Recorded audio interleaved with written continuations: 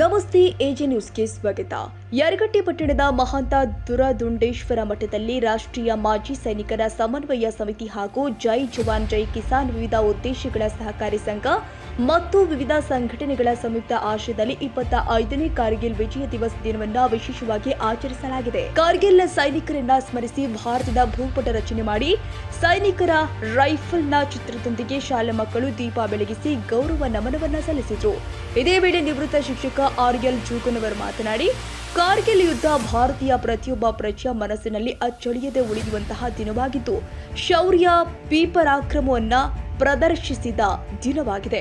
ಭಾರತೀಯರಲ್ಲಿ ದೇಶ ಪ್ರೇಮವನ್ನ ಮತ್ತು ಭಕ್ತಿಯನ್ನ ಅರ್ಪಿಸುವ ದಿನವಾಗಿದೆ.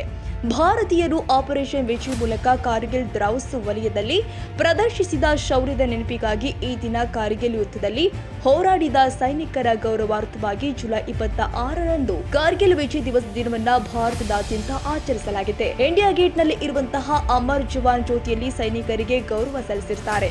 ಕಾರ್ಗಿಲ್ನಲ್ಲಿ ನಡೆದ ಈ ಯುದ್ಧದಲ್ಲಿ ಪಾಕಿಸ್ತಾನವನ್ನ ನಮ್ಮ ವೀರ ಯೋಧರು ಸದೆಬಡಿದು ಅವರು ಆಕ್ರಮಿಸಿಕೊಂಡಿದ್ದ ಜಾಗವನ್ನ ವಶಕ್ಕೆ ಪಡೆದ ದಿನವಾಗಿದೆ. 1999ರ ಮೇಯಿಂದ ಜುಲೈ ಚಳಿಗಾಲದಲ್ಲಿ -°C ಇಳಿಯುತ್ತೆ. ಈ ಸಂದರ್ಭದಲ್ಲಿ ಇಲ್ಲಿ ಗಡಿ ಕಾಯುವುದೇ ಅತ್ಯಂತ ಸವಾಲಿನ ಕೆಲಸವಾಗಿದೆ. ಪಾಕಿನ ಸೇವೆ ಭಾರತದ ಬಳಿಗೆ ನುಸುಳಿದಿದ್ದನ್ನ ನೋಡಿದ ಕುರಿಗಾಹಿಗಳ ಖಚಿತ ಮಾಹಿತಿಯೊಂದಿಗೆ ಮತ್ತು ಭಾರತದ ಯೋಧರನ್ನ ಚಿತ್ರ ಹಿಂಸೆ ನೀಡಿ ಕೊಂದದನ್ನ ಗಂಭೀರವಾಗಿ ಪರಿಗಣಿಸಿದ ಭಾರತ ತಕ್ಷಣವೇ ಸೈನಿಕರನ್ನ ಸಜ್ಜುಗೊಳಿಸಿ ಆಪರೇಷನ್ ವಿಜಯದ ಹೆಸರಲ್ಲಿ ಕಾರ್ಯಾಚರಣೆ ಮಾಡಿತು. ಶತ್ರುವನ್ನ ಬಗ್ಗುಬಡಿದ ಭಾರತೀಯ ಸೈನಿಕರು ಪಾಕಿಗಳನ್ನ ಹಿಮ್ಮೆಟ್ಟಿಸಿ ಭಾರತವು ಯುದ್ಧ ಗೆದ್ದಿತು.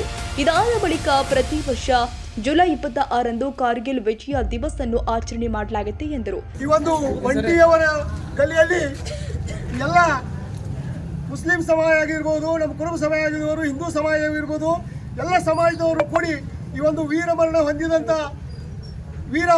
ಹುತಾತ್ಮ ವೀರ ಯೋಧರಿಗೆ ಶ್ರದ್ಧಾಂಜಲಿ ಅರ್ಪಣೆ ಮಾಡಿದ್ರ ಜೊತೆಗೆ ಮಾತೆಯ ಒಂದು ದೇವಿಯ ಪೂಜೆಯನ್ನು ಇಲ್ಲಿ ನಮಗೆ ಅರ್ಪಿಸಿದ್ದಾರೆ.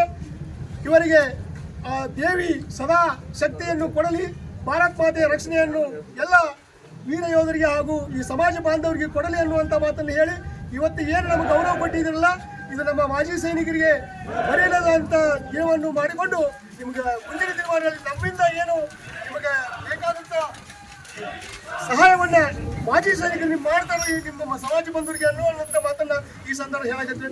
ಅದ್ರ ಜೊತೆಗೆ ಇವತ್ತು ನಮಗೆ ಮುಖಂಡರಾದಂಥ ಮತ್ತು ಡಿ.ಕೆ. ರಫೀಕ್ ಅವರು ಮತ್ತು ಫಿರೋಜ್ ಅವರು, ನಮ್ಮ ಸಣೆಗ್ಲಾಸ್ ಅವರು, ಹಲವಾರು ಬಂಧುಗಳು ನಮಗೆ ಪೂರ್ವಭಾವಿ ಸಭೆ ಕರೆದಾಗ ನಿಮಗೆ ಏನು ತೊಂದರೆ ಆಗದಂತ ಒಂದು ದೊಡ್ಡ ಕಾರ್ಯಕ್ರಮ ನಾವು ಮಾಡ್ತೀವಿ ಅಂದಾಗ ನಮಗೆ ಬಹಳ ಸಂತೋಷ ಆಗುತ್ತೆ.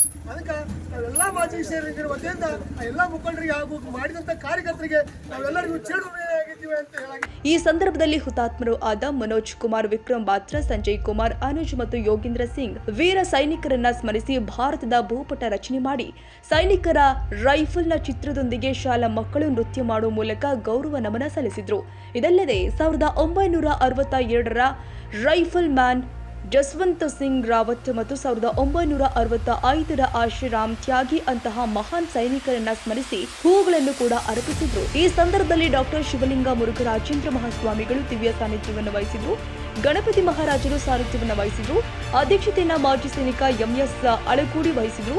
ಮುಖ್ಯ ಅತಿಥಿಗಳಾಗಿ ಮಾಜಿ ಜಿಲ್ಲಾ ಪಂಚಾಯತ್ ಸದಸ್ಯ ಅಜಿತ್ ಕುಮಾರ್ ದೇಸಾಯಿ, ಎಪಿಎಂಸಿ ಕಾರ್ಯದರ್ಶಿ ಪ್ರವೀಣ್ ಅಂಗಡಿ, ಪಿಎಸ್ಐ ಐಎಂ ಹಿರೇಗೌಡರು, ಮಾಜಿ ತಾಲೂಕು ಪಂಚಾಯಿತಿ ಅಧ್ಯಕ್ಷ ಪಾರ್ವತೇಗೌಡ ಪಾಟೀಲ್, ಮಹಂತೇಶ್ ಜಕಾತಿ, ಭಾಸ್ಕರ್ ಹಿರೇಮೇತ್ರಿ, ಶಿವಾನಂದ ಕರಿಗೋನವರ್, ರಫಿ ಟಿಕೆ, ಸೋಮು ರೈನಾಪುರ್, ಚೇತನ್ ಜಕಾತಿ, ಕೃಷ್ಣಮೂರ್ತಿ ತುರುಗಲ್, ಮಾಜಿ ಸೈನಿಕರು ಆದ ಕುಮಾರ್ ಹಿರೇಮಠ, ಶಾಲೆಯ ವಿದ್ಯಾರ್ಥಿಗಳು ಉಪಸ್ಥಿತರಿದ್ದರು.